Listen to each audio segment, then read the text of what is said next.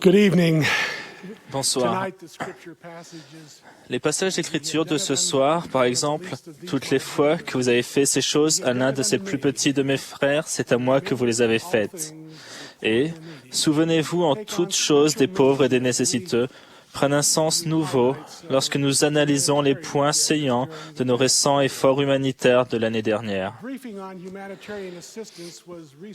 Récemment, un compte-rendu des actions humanitaires a été fait au comité général d'entraide de l'Église. Le directeur du comité, qui était alors Gordon B. Hinckley, a exprimé sa profonde reconnaissance pour la générosité des membres et des nombreux autres participants qui n'appartiennent pas à notre Église et qui ont rendu possible ces actions caritatives. Au nom du Comité général d'entraide, nous exprimons nos remerciements aux nombreuses personnes, familles et nombreux collèges et groupes de la Société de secours, de jeunes gens et de jeunes filles qui sont devenus les bons samaritains d'aujourd'hui. En 2007, l'Église a apporté son aide dans les cas suivants. Tremblement de terre important dans 5 pays, énorme incendie dans 6 pays,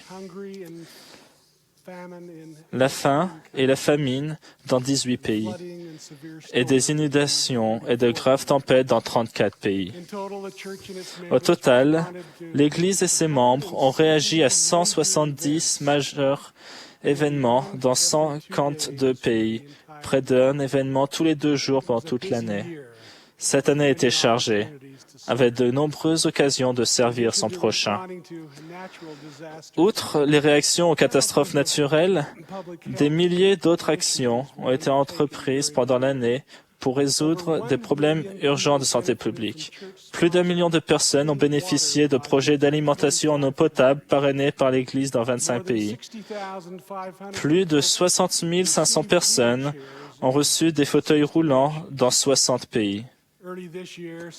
Au début de cette année, Sir Burton et moi, avec la présidence de l'interrégion du Nord de l'Amérique du Sud et de concert avec la première dame de Colombie, avons participé à l'une des distributions de fauteuils roulants. Nous avons eu les larmes aux yeux lorsque les bénéficiaires et le personnel soignant ont exprimé leur reconnaissance. Dans ce pays, plus de 54 000 personnes voient mieux maintenant.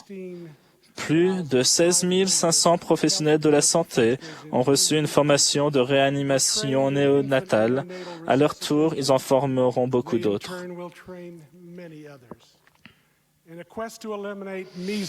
Pour éliminer les oreillons, 2 800 000 enfants et jeunes de 10 pays ont été vaccinés contre cette maladie. Les effets combinés de ces actions d'entraide ont touché directement près de 4 millions de personnes dans 85 pays différents. En août, un tremblement de terre important de force 8 a tué 520 personnes et détruit plus de 58 000 maisons dans le sud du Pérou. Dans une merveilleuse démonstration d'amour et d'intérêt, chacun des 29 pieux de Lima a apporté l'aide de base à une paroisse en particulier de ce secteur dévasté. Avec l'aide de missionnaires merveilleux, un plan est en cours pour aider les gens à reconstruire leur maison et leur vie.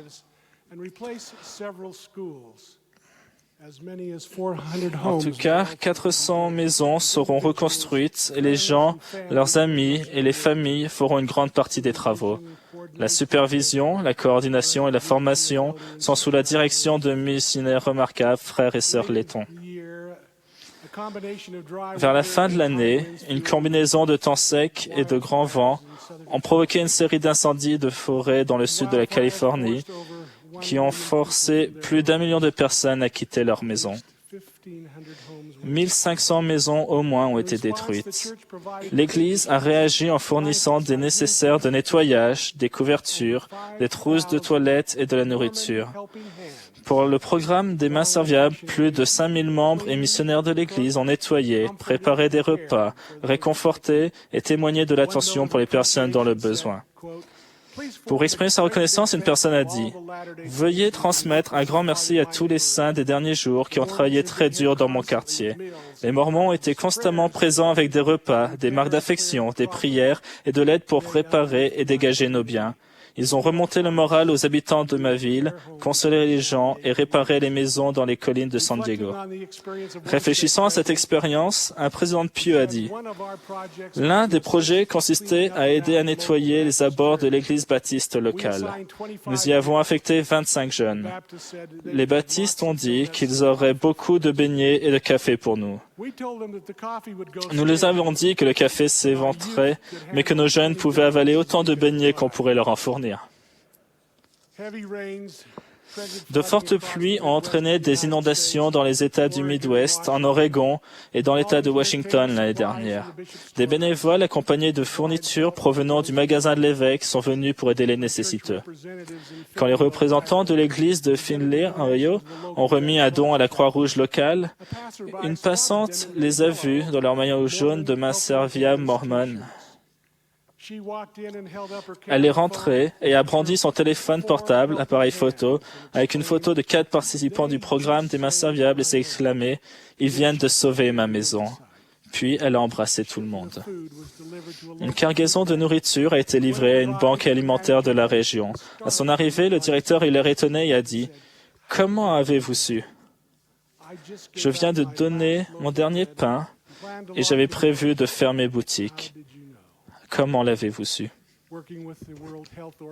Travaillant avec l'Organisation mondiale de la santé pour éliminer les oreillons qui tuent près d'1 million d'enfants chaque année, plus de 54 000 membres de l'Église se sont portés volontaires pour aider à organiser cette action. Un membre de l'Église du Nigeria a écrit « J'appelle notre travail le sauvetage des innocents. Nous sommes allés de maison en maison et de mairie en mairie. Une femme nous a dit qu'elle avait perdu 3 enfants à cause des oreillons. Elle a raconté son histoire avec tant de grâce et de passion que tout le monde pleurait dans la maison. Et moi aussi. Ce que l'on fait pour soi disparaît quand on disparaît, mais ce que l'on fait pour les autres reste comme un legs.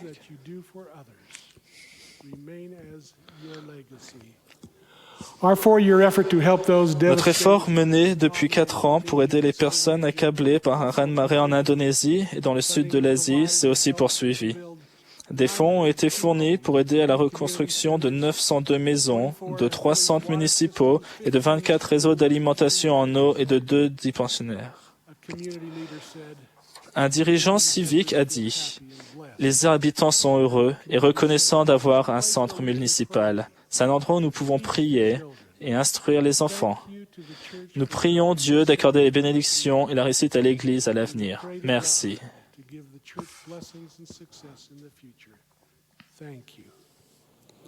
En Éthiopie, on a aidé des villages à avoir de l'eau potable. L'Église a foré des puits et construit des citernes. Les villages ont organisé une comité de l'eau et creusé les tranchées nécessaires pour amener l'eau des citernes jusqu'à chaque village. Dans certains cas, la distance dépassait 5 km. Certains villages ont eu du mal à tenir leur engagement de creuser les tranchées. Le sol était dur, sec et plein d'argile, ce qui rendait le creusement plus difficile. Dans un de ces villages, une école de 1500 élèves interromput les activités scolaires habituelles pour quelque temps et tout le monde a participé au creusement des parties restantes des tranchées. Pendant qu'ils travaillaient, d'autres habitants du village se sont joints à eux. À un endroit, il y avait une ligne de près de 2 km de long de personnes en train de creuser. Je vous remercie de votre compassion, de votre bonté et de votre générosité. Puissions-nous faire davantage pour alléger la charge de notre prochain, encourager et aider les défavorisés, ouvrir notre porte-monnaie pour assister les pauvres et tendre des mains secourables. Je rends témoignage que notre Seigneur Jésus-Christ et son évangile sont divins, et je prie pour que nous puissions continuer à jouir des bénédictions que reçoivent les vrais disciples. Au nom de Jésus-Christ, Amen.